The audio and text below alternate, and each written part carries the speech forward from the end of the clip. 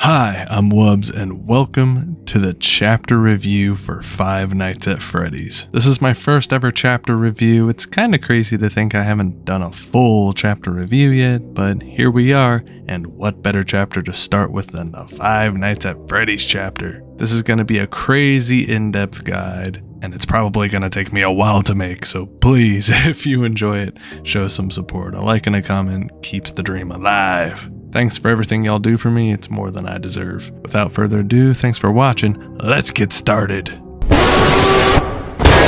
I don't need to explain to y'all what Five Nights at Freddy's is. It's an indie horror game developed by Scott Cawthon, like what, 5-6 years ago, right? It can't have been that long ago, oh my lord! Let's Players brought this game into the forefront of the internet, giving it a proper spotlight to shine, and oh brother, did it shine. Its simple gameplay mixed with a familiar yet haunting art style really played to the public at large, and since it has spun off into a billion different directions, being worth equally as many dollars. The stranglehold this franchise has had on middle school band kids and Hot Topic regulars alike has been studied to death, which is the exact audience for Dead by Daylight players. Which begs the question, why did this chapter not happen sooner? The short answer is, the long answer is this franchise didn't mesh with anything having to do with DBD. It didn't even have a signature killer. I mean, there's the purple guy, but what were you gonna do with that, right? The closest it ever really got was Springtrap, and that was introduced in Five Nights at Freddy's 3, even being a year after Dead by Daylight was released. The story wasn't so developed as it is today, and even if it were, the gameplay styles are so incredibly different. FNAF was all about patience and focus, while DBD at the time was a fun party game that was all about having a fun time killing your friends. We are in the year of our Lord 2025 though, and the devs have found a way to throw Chucky into the mix of all things, so naturally, they found a way to get Springtrap in that boy. The origin of Springtrap in Dead by Daylight is quite simply his actual background story, only he walked into the fog at the end of it. For toes who don't knows, Springtrap is the body of a murderer who hid from spirits of children he murdered. And what did he use to hide? A big yellow bunny rabbit. He hid in the inside of an animatronic suit that clamped shut and chewed that boy up like gum. Now he roams the earth as an immortal robot murder machine. His motives, depending on the game you play. I feel like he just changes from franchise to franchise. Like, one time he's like a cool little mystery murder guy, and the other time he's but that Springtrap, he's cool as shit, and he's in Dead by Daylight. Michael! Don't leave me here! Michael! Help me! Springtrap's power is a familiarly lengthy essay with a lot of complexities to go along with the length of its description. Here's as in-depth of a breakdown I can give you. Springtrap has 7 doors that both him and survivors can go through. Survivors can use cams attached to the doors until the battery runs out, and then they have to reboot. The animatronic can teleport through those doors at any time with any battery power, and if there's a survivor using the door the killer wants to use, they get grabbed. He also has a huntress hatchet that makes a survivor broken, and if he catches up to a survivor with an axe in their back, he can pick them straight up. If the hatchet hits the ground, it makes an AoE that reveals survivors and inflicts whatever status effect your add-on can give. It's super fun and incredibly interactive for both sides, introducing a refreshing addition to the roster while also serving as fan service to all the autistic children and teens with a box of colored pencils handy. I would probably love playing as him if I could get a lobby where I'm not waiting an actual no shit hour for a game, and I would probably love playing against him if every Springtrap I faced didn't DC. Imagine DCing in a PTB where you wait an hour to play the game. That's unreal to me. Thankfully, I was able to get some square inch of footage. This is one of their best killer powers to date. It's hardly close. I can really grow to appreciate how every killer has like 4 different things they can do. Me personally, I enjoy the more simple killers, but I like the complexities that come along with these new additions. Really pushing the envelope with what they can do. I don't mind.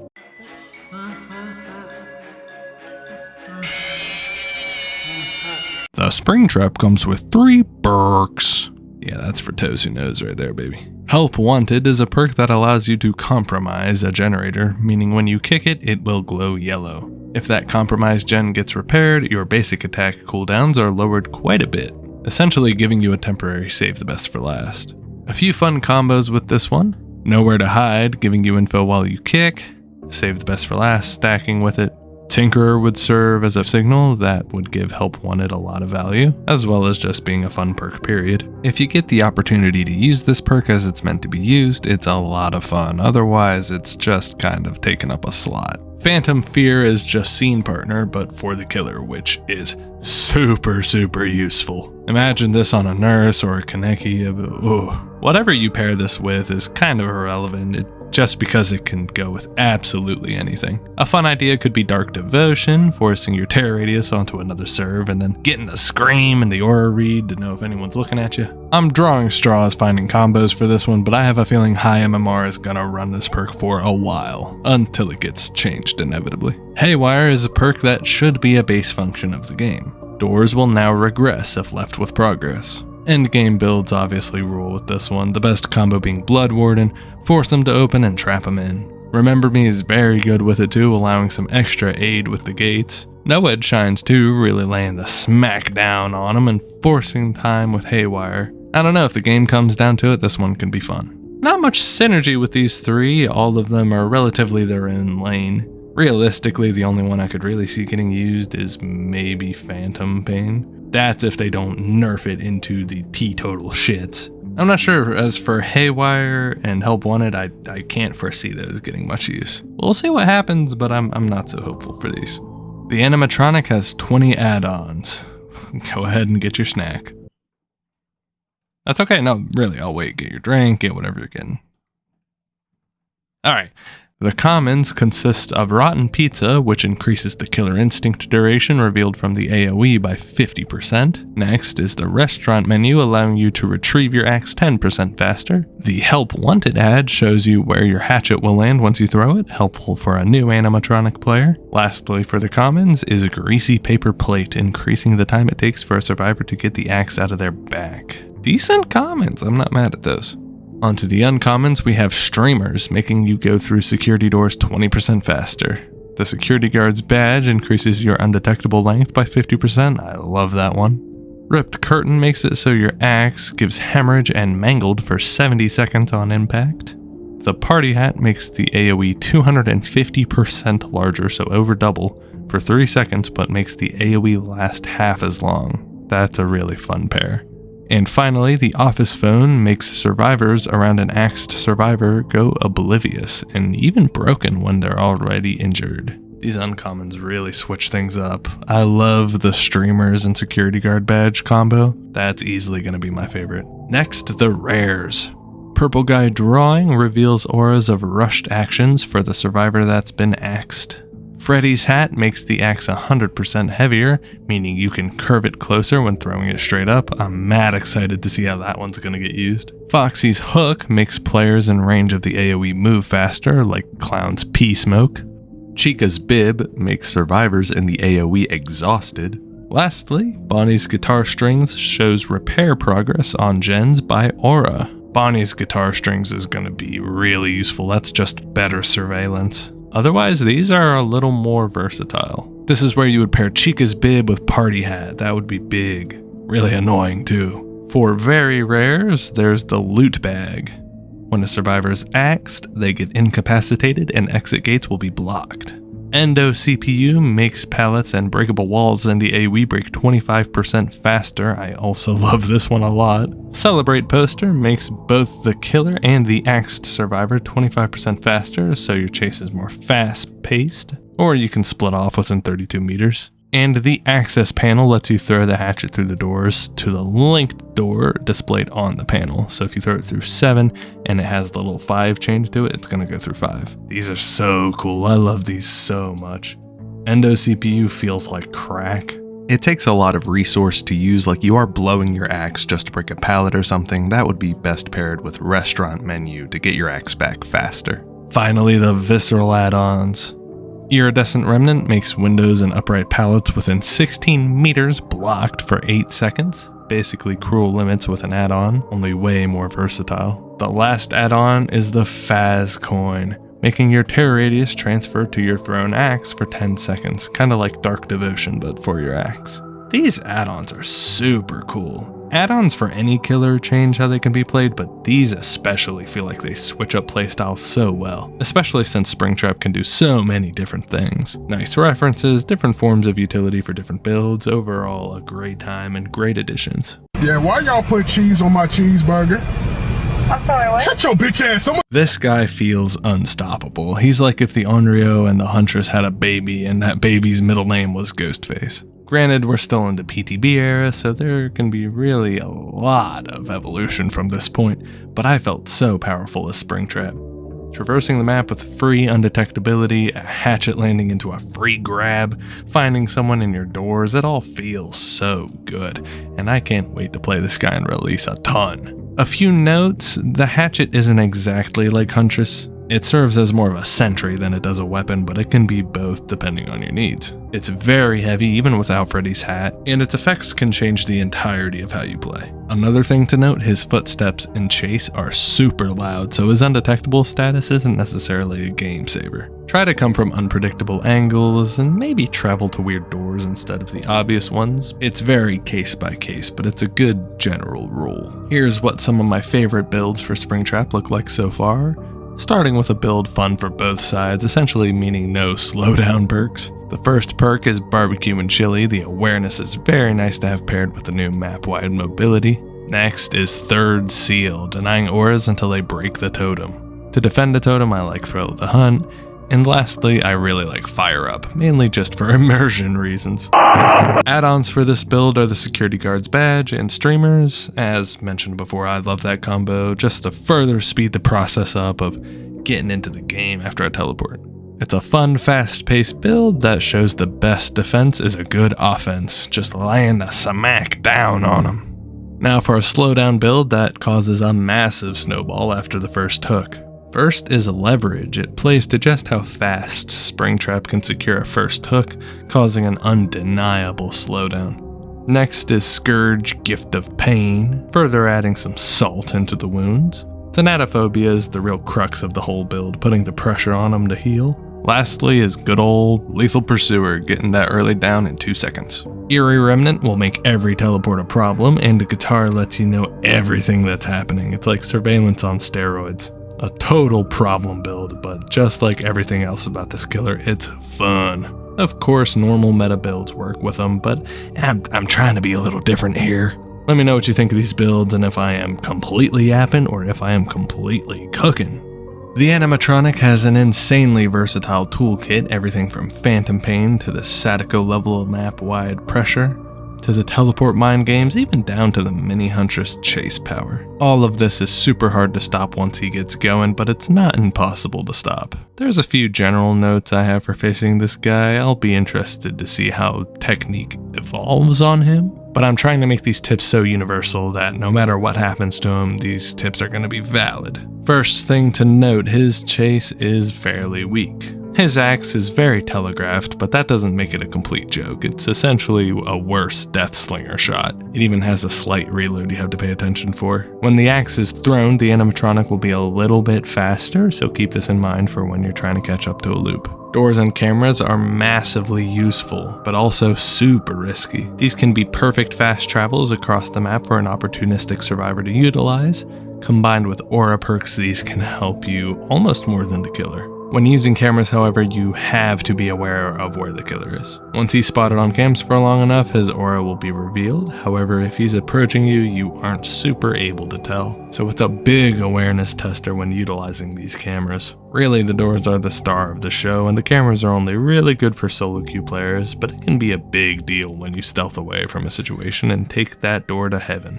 I would seriously recommend only doing this when you know the killer is chasing someone or if you know where they are, and you're sure you can get away with it, because Springtrap can come right on through that door and yoink you out. Springtrap can be a real problem with his doors. Most of them spawn right next to hooks, which can make the strat of sitting in the door and waiting for an unhook to cancel and come back out quite obnoxious. It's best to wait until you see the Springtrap is in chase, then save. If you don't, and he comes back out on both of y'all, he can put some serious belt to ass. So just be careful and understand if he goes into a door by the hook, he's probably still there. Unless the cameras tell you otherwise, of course.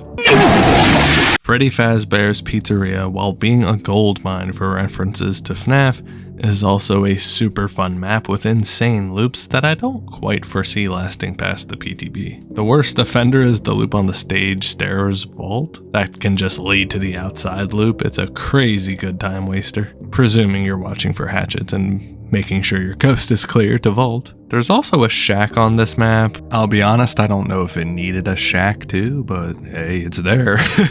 I'll be honest, I'm impressed with the level of depth some of these references have. The ball pit from the books is one that stood out to me. There's also a sad doll with a striped shirt out by the trash cans. That's an insane detail. It would have been cool if they had implemented the Freddy Fazbear laugh somewhere in the map, that maybe after main gen got done or something, but it's okay. I'm also so confused as to why there is not a camera room. If the main building would have had the same layout as FNAF 1, I would have been over the moon.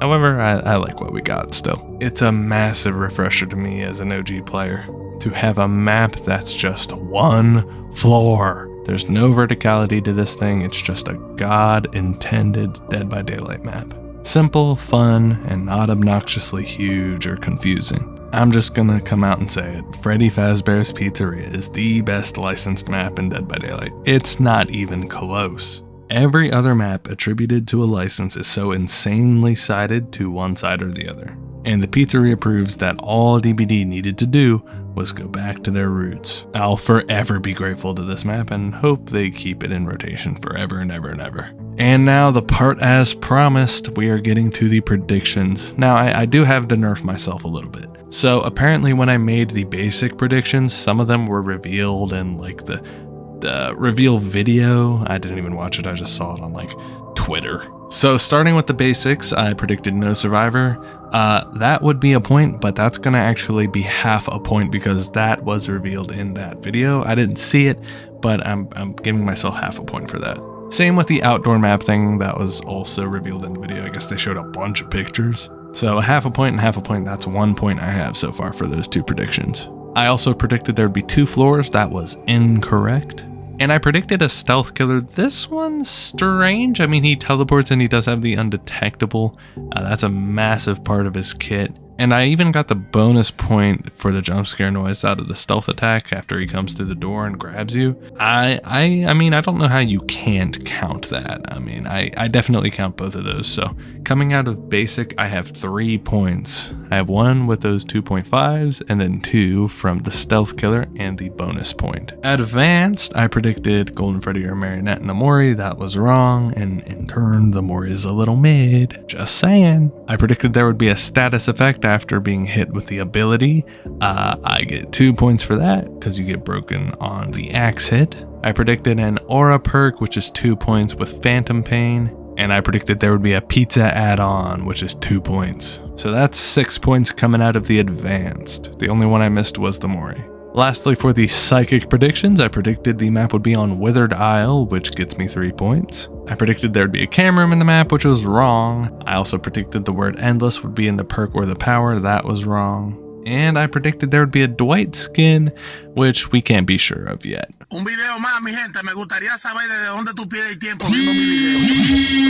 the total, basic, we got 3, advanced, we got 6, and psychic, we got 3. Meaning we got 12 points, making us the winner. Y'all know what to do. Go ahead and run up Wubs is a genius, I am a weenius in the comments. I better see it from everybody. You have no choice. That was your end of the deal. The Five Nights at Freddy's chapter delivers in so many more ways than it doesn't.